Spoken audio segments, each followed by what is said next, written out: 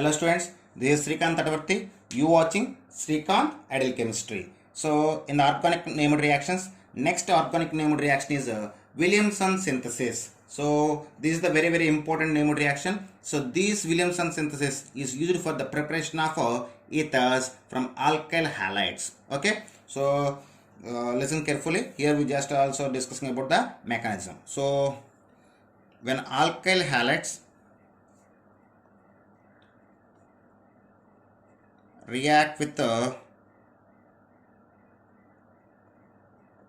sodium alkoxide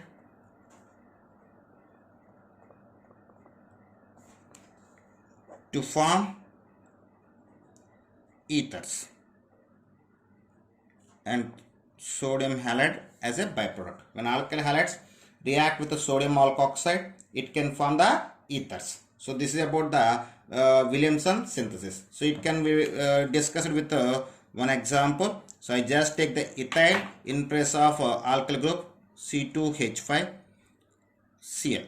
So we call as ethyl chloride. So ethyl chloride react with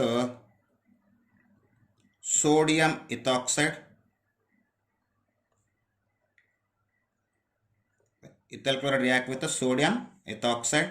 It can form diethyl ether or ethoxyethane. It can form diethyl ether and NaCl as a byproduct. When ethyl chloride react with the sodium ethoxide, it can form diethyl ether and sodium chloride as a byproduct. Okay, so this is about the Williamson synthesis. Now we see the mechanism. So when I observe the mechanism, so I will just explain the mechanism for the example. So first I take the sodium ethoxide. So C2H5ONa, we call as sodium ethoxide.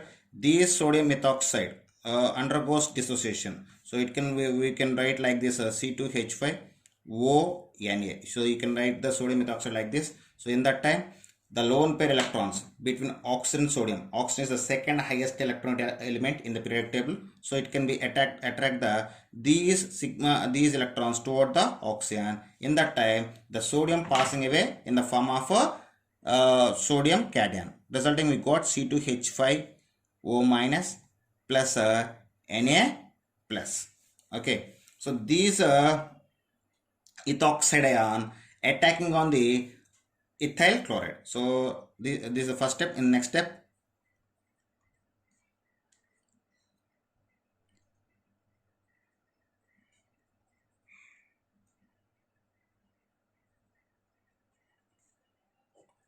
so in this reaction, so the sodium ethoxide ion attacking on the ethyl chloride. In that time, these lone pair electrons can be shared toward the ethyl group and the sigma electrons are shifting toward the chlorine as a lone pair electrons, resulting we got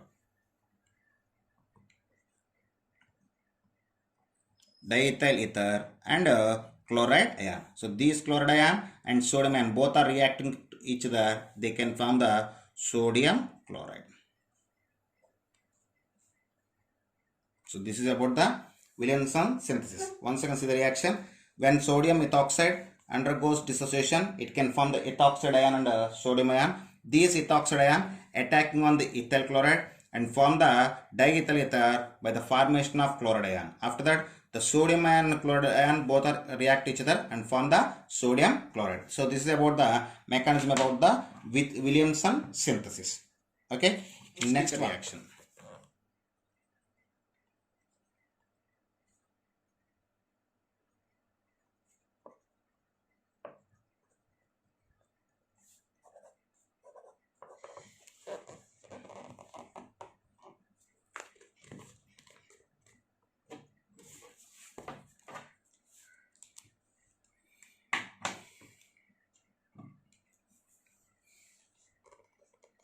Next one, Hunts-Dicker reaction. So the Hunts-Dicker reaction is used for the preparation of alkyl bromide from the silver carboxylate. So when a silver carboxylate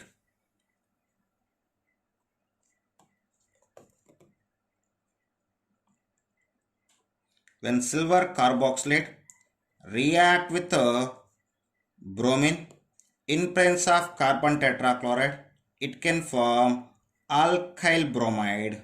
It can form alkyl bromide and silver bromide and carbon dioxide as a byproduct. So Hunsaker reaction means when silver carboxylate react with bromine in presence of carbon tetrachloride, reflux solvent. So CCl4 is a reflux solvent. So in presence of carbon tetrachloride, it can form the alkyl bromide and silver bromide and carbon dioxide as a byproduct. So we just take one example for Hunsaker reaction. Example. So in place of R, I just take the methyl group. So this is we call as silver ethanoate. So when silver ethanoate react with the bromine in presence of carbon tetrachloride, it can form methyl bromide. It can form methyl bromide and silver bromide and carbon dioxide as a byproduct. This is the example for a Hunsaker reaction. Now we just observe the mechanism of the Hunsaker reaction. Mechanism of the Hunsaker reaction. Okay, so first we take the reaction between silver carboxylate and bromine. So when silver ethanoate react with the bromine, I will show in the mechanism like this structure: CH3 C double bond O OAG. So this is react with the bromine. In that time it can be formed the compound like OBr plus AgBr. Okay, this compound undergoes a homolytic fission. See this CH3C double bond O OBr. So this bond consists of 2 electrons. So this bond undergoes homolytic fission. One electron is taken by the bromine and another electron taken by the oxygen, resulting in the formation of free radicals. It can form the free radicals. So this is one free radical and this is the another free radical. After that, this free radical and again undergoes homolytic fission, form the alkyl free radical. So if you see that CH3C double bond O. So these free radical, so the bond between methyl group and carbonyl compound, so undergoes homolytic fission. So one electron taken by the carbon, another electron taken by this carbon, resulting it can form the methyl free radical by the loss of carbon dioxide. So this methyl free radical, we remove the bromine radical. So these methyl free radical react with the bromine free radical, form the methyl bromide as a product. So this is about Hunsaker reaction. Once again, say mechanism.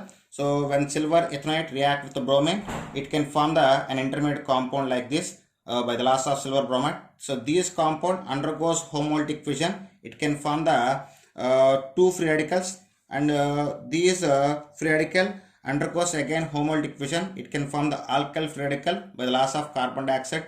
These alkyl free radical react with the bromine free radical and form the methyl bromide. So this is about the Hunsaker reaction. Okay students, if you like my concept, please like my videos and share my videos, and please subscribe to my channel. Thank you.